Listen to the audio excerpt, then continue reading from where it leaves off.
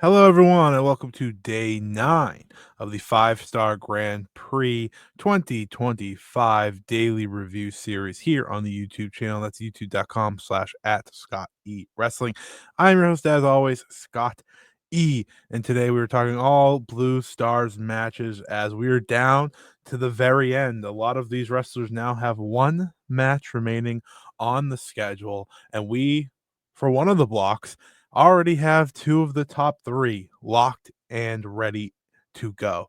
It's a fascinating way that this tournament has all broken down, but that is the way it all goes. And for the final show before next weekend's big time Yokohama Budokan show and Hamamatsu show, we have the tail of the tape all around for both the Red Stars and Blue Stars block. So thank you for joining me here today for this ninth review of the 5-star Grand Prix. Hopefully you've been tuning in each and every recording, each and every review. It's been a blast to do. It's been a lot of fun. I'm tired, like I said yesterday on the Dream Star and 5-star reviews. A bit under the weather, but we push on, we push forward. I'm having a great time. I appreciate all you for joining me along the way. Before we get into the review itself, and this will be one of the shorter ones, I don't think this show necessarily has any major talking points. I think it was more of a by the book show in terms of getting the necessary results more than anything to make for the last 2 days being as interesting as possible. I think that's kind of how it broke down. So, with that being said, I ask you all, if you haven't already, go check out our daily review, starting with the 5-star Grand Prix. Day 5 is available. Day 6 from Cork and Hall is available. I still think that will be the best show until probably that playoff Corkin on the 20th. Day 7 is available, featuring the match of the tournament, in my opinion, from Suzuki and Sareee. Day 8 is available. That was uploaded on Sunday. So just yesterday, if you haven't checked it out, maybe you're catching up on the tournament. Make sure you check all these out. I like to go through these matches, match by match by match, and so on and so forth, give my thoughts, and of course, the updates on the MVP and such more. And if you're interested, we have the Dream Star Grand Prix going on as well over at Marigold. So you can check out the Day 3 and Day 4 review series. Or part of that series that was up in one video on Sunday as well. But with that being said, let's get to the scheduled shows here. We had 8 matches on the card, starting with Yuri Hime versus Ruaka. And this, much like I said at the top, it's a by the book show, right? There's not many over complications here of why certain matches went the way they did. I think one or two matches maybe overperformed, but nothing reached, I think, that level of greatness that we have really been spoiled with over the past number of shows. So just to set that standard, but I think the show accomplished again what they were set out to do.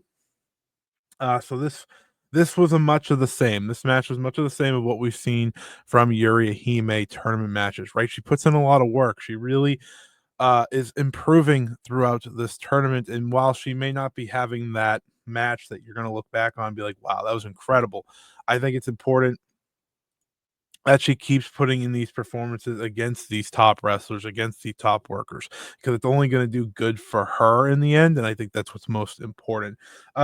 Pretty by the books performance from Ruaka. Overall, there was a good spot where Yuri Hime hit a leg drop and continuously was going for the pins, trying to, tire out Ruaka. I think that's always a good spot when someone continuously goes back to the pins, back to the pins, back to the pins. But ultimately, it was no dice as Ruaka continuously kicked out. She then hit a nasty lariat, followed by a fisherman suplex on Yurihime for a near fall, but won the match soon after with a choke bomb, pinning Hime in the middle of the ring to get to 7 points. That's very important. Ruaka is one of 4 wrestlers still in the running in the Blue Stars A block. We'll talk about that a little bit more here in a second, but she is in the conversation, and being in the conversation is very, very important because I think it makes for a very fascinating final 2 days for that block specifically. We then have Momo Kohgo versus Ranna Yagami. Again, much of the same here. If you've watched one Momo Kohgo tournament match, you've kind of watched them all, and that's not a shot at her by any means. I think she's going out there and putting on the best performance she can, but she's not here to have long matches, and ultimately, she's not here to have top tier matches. She's not that here to have winning performances. There's a very good chance she ends this tournament with zero, because her schedule ahead is not kind to her whatsoever. It's just been a tournament of loss after loss after loss. Her next match is against Hina. Maybe she'll get the win against Hina, and then she faces Saori on the final night. So if she doesn't beat Hina, it's over for her. Ultimately, this was served for Ranna Yagami to get another win, which is always cool to see. Ranna Yagami has had herself a fine little tournament, I think, overall. And a tournament that, is necessary, I think, to her overall continuation here in terms of one growth, but also just um performance. I think again with Rana, you want to see her make strides, and I think she's done a pretty good job at doing just that. And that's all you can really ask for, especially for her, in a match like this when they're not going to go out there and steal the show. They're not going to go out there probably and have like one of the top matches by any means either. It's just how it goes. So I have no problem with this one either. It just again by the books. I think this got Ronnie Yagami to, I want to say 6 points. So she is officially eliminated from the Blue Stars B block, but she is now sitting at 6. So not bad for her second appearance. You then had Ami Sohrei versus Miyu Amasaki here on the undercard. A lot of the conversation, I think, for Miyu Amasaki is, will she ever get the chance, I think, to shine to the fullest? I think Miyu Amasaki has the makings to be someone really strong in the Wonder or World of Stardom title pictures, especially the Wonder sooner rather than later. But every time we get to the 5-star Grand Prix, I think maybe the hopes of where she is or the placements of where she is are kind of humbled a little bit. And that has been a lot of this tournament. I feel like myself and others have kind of been humbled and hoping, Miyu could take stride. She's been great in tag matches. She's been great as artist champ, but it's hard to believe she's ever going to get those necessary shots when the matches go like this. But then there's a match like this where I thought she had a fine, solid performance against Ami Sohrei. Again, this match wasn't made to be an exciting showcase for either wrestler, but rather play to the ultimate robbery or the ultimate shock, which was Miyu Amasaki getting the roll up and pinning Ami Sohrei in the middle of the ring, giving Ami her second loss of the tournament to this point, which I think is obviously a very big deal. She's lost to both Miyu Amasaki and Ruaka, creating an interesting path moving forward that opens the door for someone like Ruaka to sneak in to that top three. So that's really what Amasaki was able to do for her. Um, we had the chops, one leg crab. We went to a Boston crab a lot throughout this match. But it turned around for me when she hit a DDT reversal on a suplex attempt, followed by another DDT. She was able to reverse the like a thunderbolt that has been the winning strategy for Ami Sohrei so many times throughout this tournament, and ultimately, like I said, get the flash pin to get the win and get the big shock, I think, of the entire night. This was kind of the shock that they played up, so it was nice to see Miyu get a big win, the biggest win of her tournament, and probably the only big win of her tournament. But that's neither here nor there. It's how it goes, and I understand that. So good for Miyu. And Ami Sareee now has a very interesting situation, which we'll talk about here at the end. We'll give elimination situations and such when we get there. We then had Hina versus Momo Watanabe. This is probably my most or second most anticipated match of the show, because Hina obviously has gotten a lot of comparisons, and rightfully so, to a young Momo Watanabe, right? The current Hina carries herself in a way that young Momo once upon a time did. And I think seeing them now face off, collide in the middle of the ring was exciting because I think Momo could understand that and bring the best out of Hina. We got the usual heel spots into the chair, but that was only after we almost got the shock instant win when Hina went for the clutch and got a great near fall to really kick this match into the next gear from the very start. Hina continuously had answers for Momo. I think that was an important match of this is that she always had answers, including hitting the judo throw, which was a great one. She reversed the Meteora that Momo went for into a Boston Crab. That was a great spot, very clean too. I really enjoyed that. But Momo was able to get on the chicken wing, something she has won multiple matches with in this tournament. But Hina's above that. Hina's past that, so she was able to fight through. Momo got her with a head kick later on in the match, hit her with the B driver for a great near fall. She went for the sunrise, but that was reversed. Hina hit a great STO, followed by the jackhammer for a great near fall on Momo. Momo survived that, but Hina went for the big splash, something she'd gone for multiple times in this tournament, but has not been able to hit. Went for it, but went down, crashing, missing it, which led to Momo hitting the punt. This felt like it was the end for Hina. I thought Hina was gonna drop it, and it would have been a bummer because I think Hina, her main thing has been, hunting for that final, or let me not say final, but that real big win. I think that's kind of what I had been hoping for, what others had been hoping for, and ultimately that's what we got here in the end because Hina was able to steal the win. She again went for the clutch. It was reversed and she was met with a kick. This allowed Momo to have a little bit of confidence going for the reverse B driver, which was hit, but Hina rolled through, got the clutch, and got the victory, getting the shock win. I take back the Miyu. I guess the Miyu Amasaki win is still the bigger shock because Hina's seen at a higher level. I think at this point with how her future Stardom title reign is going. Either way, a great shock win, a great major win for Hina. That leaves Momo Watanabe now dropping 2 straight matches and heading into what will be her final match. Momo Watanabe's final match of the tournament is against Sareee at the Yokohama Budokan, opening the door wide open for potential letdown here in this tournament. I think that's a fascinating aspect of this. No one is locked in Blue Stars B, and the losses for Momo are now keeping her humbled, keeping her low, and allowing others to climb back into the conversation. As for Hina, this is a big time win, a much needed win, I think, for Hina as well.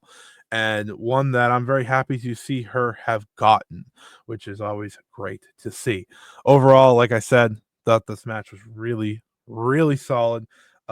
Probably my favorite of the night. I think it just edged out Bozilla versus Iida. But speaking of which, let's get to Bozilla versus Iida. Iida versus Bozilla, one of the more highly anticipated matches for Bozilla in this tournament, and Iida for that matter. Probably one of the most hyped Blue Stars A matches overall. And understandably so. It's two powerhouse wrestlers going head to head for the first time ever, and they're going to bring it. They're going to go all in and try to take each other out.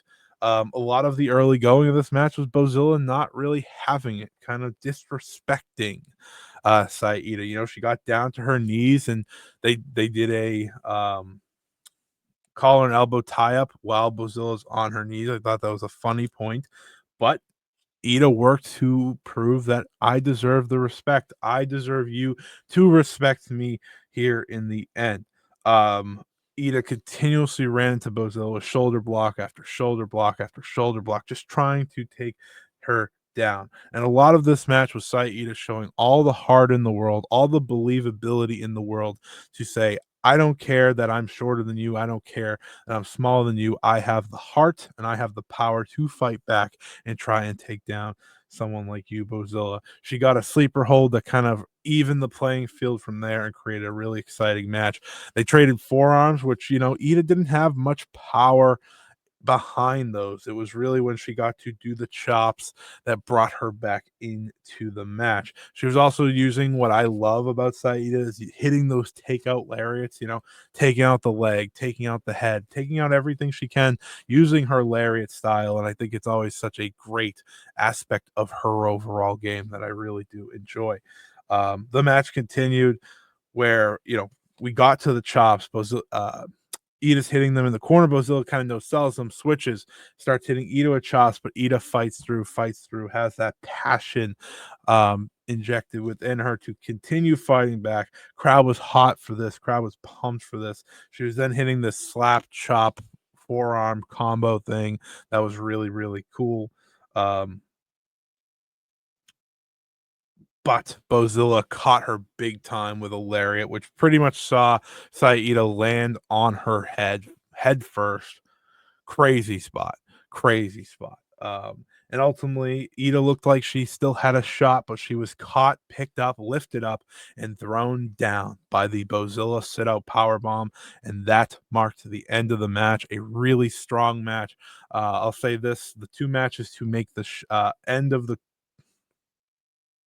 the show sheet were Momo and Hina, as well as Iida versus Bozilla. So a great performance by both of these two wrestlers, a really good match, and I think worth your time if you're looking to cut from these shows. I think these two matches are the ones to make sure you go out of your way to see. We then had Hanako versus Sareee. Sareee continuing to play the number one heel in the company in Stardom. People do not like her. I obviously am not people. I obviously am loving what Sareee is doing. She is bringing a different energy. She is bringing a different fight to all of these wrestlers. I think Sareee has given every single wrestler she has faced throughout this tournament their best match. She has had some of my favorite matches, and this continue here. While I do think ultimately this is probably Saree's weakest match of the tournament, it is by far Hanako's strongest. It's a match I think Hanako needed. And listen, these crowds are getting kind of nasty towards Sareee, but she is welcoming it. She is working through it because that's the type of wrestler she is. She can take that dislike, turn it around, and make it magic. She can make it music to the ears of others who understand her mission, understand her wrestling. And this was that case. She is able to mix and match her type of match to her opponent and bring out the very best in them. So many times there are wrestlers in these tournaments that are maybe under delivering. It's like Hanako is the perfect person for this. We're coming off a show where I did not love her main event. That's on the last Blue Star show when Suzu and Sareee absolutely tore it down. Hanako got the main event against Momo, and I don't think that reached the level that it could have, right? So I looked at this match and said, what can Sareee do? What can Sareee bring out of Hanako that she's rarely, I think, been able to get out of herself, especially in singles competition? And it was the fire, right? Sareee got the fire out of Hanako, which was very important for this match. There was care there from one, the fans, and two, from Hanako. This match was a sense of Sareee going all in, doing what she does great, and that is be the best professional wrestler in the world. That is what she does, and that's what she's done from the very start of this tournament, from the moment she stepped into Stardom. It's why, despite the boos, despite everything, she is going to continuously do her great work with a smile on her face because she knows it annoys certain Stardom fans, and that's the beauty of it. They traded holes. She was attacking the legs of Hanako, trying to take down the giant and playing heel, all caps heel. She is just being a little stunt, putting her foot on Hanako while the ref counts. Just these little things, that are gonna annoy fans, gonna annoy the wrestler, and that's kind of the beauty of it. Hanako was able to turn her around, get into the Boston Crab again, back to the Boston Crab, but Sareee would fight back, hitting two big time drop kicks on Hanako, but Hanako would catch Sareee the next time she go to the top rope. Sareee was looking probably for the Ito stomp Ultimately, that was met with a superplex followed by 2 suplexes in the ring. That was a great fiery spot from Hanako, and a spot that Sareee was willing to, followed through with and got the crowd super hot into the match. Then they traded forearms. Then we got a big time stomp from Sareee. Um, just again, back and forth, back and forth. The continuation of what I think Sareee does is brings the best to the table. This isn't, like I said, this isn't a match that I have even on my sheet, but it's what you needed out of Hanako, I think, because Hanako is in the running for this. She's right now, tied in points with Sareee at 7. And while she'll probably miss, or I think she should miss, I don't think there's a world she should be getting in over Suzu or Momo Watanabe or Sareee for that matter. Um, they are building her strong. They're trying to build her up, and I think that's very, very important. At one point, Sareee pushed Hanako off the ropes, hitting a slingshot German suplex, followed by an enziguri, and she locked in the abdominal stretch, ranked that back in, ripped at every part of Hanako, and Hanako had no other chance if they fell to the ground to tap out, giving the Sun God the much needed victory, moving her to 3-1-1 in the tournament, setting her at 7 points and leaving her with 2 matches remaining to move ahead.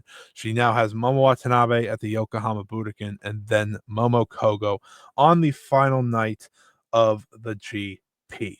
Listen, the promo after of getting in Hanako's face and challenging her and trying to get more out of her, and then the crowd just wanting anything to do but listen to Sareee. And I think it's a fascinating aspect of this Sareee versus Stardom, Sareee versus hate thing going on here, is that the crowds don't like Sareee. There are some that do chant Sareee, but most of all, it is crowds that are just like, you are the outsider, you are the enemy, and Sareee is embracing every bit of that. It's why she is the best in the world at what she does. She is going to do her role to the greatest, and she continues to do that. Like I said, the best match out of Hanako's tournament by far, but also the weakest for Saree's, because I think she's had that great of a tournament. It's not a shot at this match. This match was good. This match was quite good. But hey, that's just how the cookie crumbles sometimes. But Sareee did her job. She did an incredible job. And Hanako looked very good in defeat, which I think was a big time important part and really the purpose of where this match was going. We then had Suzu Suzuki versus Konami.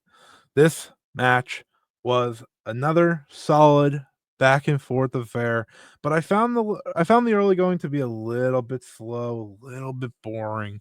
Into the chairs again. Suzu comes back later and throws Konami into the chairs. Some strong work on the apron, trading kicks and such. But then they got back in the ring, and that's really where the match started to click. So you kind of get rid of the first half that I found kind of boring, kind of unengaging, and then you really got into it. They traded forearms, double headbutts with both down, and the ref counting, Daichi counting 1, 2, 3, seeing who would get to their feet first. Konami get to the top rope, hit the Ariso Shiki kick to the head on Suzu. That was a great spot. Suzu would hit the tequila shot, but that would be a kick out from Konami. And I think an interesting aspect of this match and kind of plays to Suzu and where her current character is that hate would always go for these different things and try to stop her. At one point, Konami goes for the spray paint in the eyes of in the eyes of Suzu, and it ultimately does not pay off. Suzu's able to block that. It goes flying out of the ring. The spray paint comes back around, however, when they're on top of the rope, and Suzu uses it, sprays uh, Konami in the face, does a rollover, hits a power bomb, but it is a kick out. She then hits a two German suplexes with a bridge kick out there. She hits a third on Konami to get the much needed victory. This brings Suzuki to tied for the first seed in Blue Stars B at 8 points, while Konami was officially eliminated, as she is now Konami is now 2-4, I believe. Yeah, her only wins are against Sareee and Momo Kohgo, so she goes to 2-4 there, or yeah, 2-4, which is, kind of a big deal. Konami started off very strong, and then it was all losses otherwise, except for the Momo Kohgo win. But this was big time for Suzu, keeps her in the driver's seat to get in, win and you're in type scenario for Suzuki, which I think is very important. She needs to be in at least the playoffs. She missed them completely last year. We can't be having that this year. This is the only five-star Grand Prix winner. This is someone that should be one of your top champions sooner rather than later. This is the time to do that, right? The new leader of Mi Vida Loca. What does it look like if she's missing, but Bozilla's in? You want her to look strong. She needs to look strong. And I think she's been looking strong. Suzu's had a very strong tournament. So that was nice to see. And then your main event. Sareee versus Aya Sakura. The reason this was the main event, as we were in Aya Sakura's hometown. This was an interesting match because it felt like they didn't necessarily play up to the main event level, but more the mid card level that Aya Sakura's been in a lot. But they gave strong performances in doing so. Sareee instantly went for the legs of her Cosmic Angels stablemate, hitting a dragon screw early on, then putting on the figure four, continuously attacking the left leg of Aya Sakura and putting her in multiple points of pain. Aya Sakura showed a great underdog fight, though, hitting kick after kick after kick. At one point, she hits the big dive to the outside, the big crossbody to take out Saori Anou. But she had gotten a lot less offense than I thought. I thought I was going to get a little bit more in terms of the shock factor, in terms of the big kick out, and that was not really the case here. And I think that's kind of what hurt the main event a little bit. While I still liked the match, um, I don't think it got to the point of giving Aya that big shock kick out or that near fall on Saori. I think that was kind of my main miss, if that makes sense. Saori hit her with a nice toss German before following up with her, her new arm bar submission where she ties the legs and then gets the arm bar on. But Aya fought back. She got slapped in the face, but then slapped Saori right back, started kicking her in the leg, kicking her in the leg, hit a German, but in the end, it was all for naught as Sareee hit the Tauntaun doll to get the win. Like I said, well, I enjoyed the match. I thought it was a fine, solid main event, pretty good overall. I do think Aya Sakura was in a role to get more, and I think she did not get more, kind of like I expected, which is fine. But in her hometown, I think you could have played to that just a little bit more for my liking, but it's okay. Overall, a fine Blue Star show here. Um, the highlights being Hina versus Momo, Bozilla versus Iida. If you need a third match, probably Sareee versus Hanako. But I did like this. I did like Suzu and Konami. The last, five matches were good. The first three matches, besides the big Amasaki upset, mostly forgettable. But hey, that's neither here nor there. But let's get to our stats as we always do, presented by Peps. We appreciate Peps bringing them to us. So let's go over it now. These are mostly updated, not fully updated, but the important stuff is here. Blue Stars A, Bozilla and Sareee have both clinched their spots. So with Bozilla defeating Iida and Sareee defeating Aya Sakura, they have both clinched spots in the Blue Stars A, leaving one spot open for either Ami Sohrei or Ruaka. The interesting part of all this is they each have one match remaining. Bozilla has one match left on the final night against Ami Sohrei, which is also Ami Sohrei's final night. Sareee has one final match as well, as you can see here, against Yuri Hime at Yokohama Budokan. It looks like Saori is going to be in the driver's seat to get the number one seed, get to 11 points, because between Bozilla and Ami Sohrei, Ami either has to draw with a Ruaka loss or a win over Bozilla to get in and lock in that third spot. But here are your scenarios. Like I said, Saori beats Yuri Hime on the Yokohama Budokan show. She then needs Bozilla to either draw, which would create a very fascinating tiebreak for the number one seed, or lose. If Bozilla loses to Sohrei is not only in, but Anou gets the number 1 seed, while Sohrei climbs to number 2 and Bozilla down to number 3. So I think that's a fascinating aspect of all of this. So Blue Stars A is wide open heading into next weekend in terms of block placement, but Bozilla and Anou both making the playoffs. In terms of Blue Stars B, this, like I said, there could be some changes here overall, but I think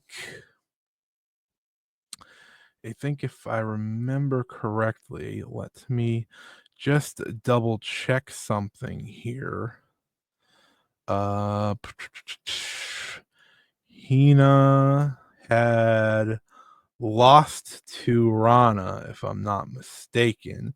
So that means that, let's see, this was a Ranna Yagami loss, which officially eliminated Hina, leaving Ranna Yagami in the conversation here to make the tournament still, while Hina is eliminated. I believe that is the official placement here. Ranna Yagami has 1 match left. Sareee has the advantage here overall, but Hanako does as well with 2 matches remaining. So here's your schedule for Blue Stars B. I think this is the most important part. So on the Yokohama Budokan show, Blue Stars B, Sareee faces Momo Watanabe, while Hina faces Momo Kohgo and Hanako faces Konami. The Hanako versus Konami match is a major, major one, obviously, for Hanako. If Hanako loses that, she's not officially out because she will face Hina in Hamamatsu the day after, where Ranna Yagami faces Suzuki. Suzuki has 1 match remaining, which is obviously very important as well. Momo Watanabe has just Sareee. So this is kind of how it lines up. That match is crucial for Momo Watanabe. A Momo Watanabe loss leaves her wide open to be eliminated, because from there, obviously, there is the idea that um, unless Suzu loses, that she can miss the tournament. I think that's very important. But as you can see here, it lines up as Momo Watanabe, Suzuki with 8 points apiece, Hanako and Sareee with 7 apiece, and Ranna Yagami at 6. I believe Ranna Yagami is still out based on math, but that's neither here nor there. That's all you need to know, though, in terms of that. And of course, let's go to the maths. The matches worth watching, as we often do here on the tournament, so that you can all know where we're at in terms of that. So, the matches of the tournament is still Suzu versus Sareee. The 2 additions to the worth the watch. I'm not going to go through every single match. There's a lot of matches here. But the 2 additions are under the good category of Momo Watanabe versus Hina from day 9 and Iida versus Bozilla from day 9. Lots of great wrestling here, or quality wrestling, I should say. So if you have limits of how much you want to check out, here's how I've broken it down for all of you. But before we get out of here, let's check out the MVP race here in the Blue Stars block for everyone to check out. So, as you can see, in terms of the MVP, and I think this is all the ratings, I'm going to have to update this. But in terms of Blue Stars A, my MVP remains Iida at 3.30, with Soriano right behind at 3.25. But Sareee leads the entire field at a 3.80, just having an incredible tournament. So that is all, though, folks. Thank you so much for listening. Thank you so much for joining me for yet another review series. We'll be back next Saturday with the Yokohama Budokan review. I cannot wait for that show.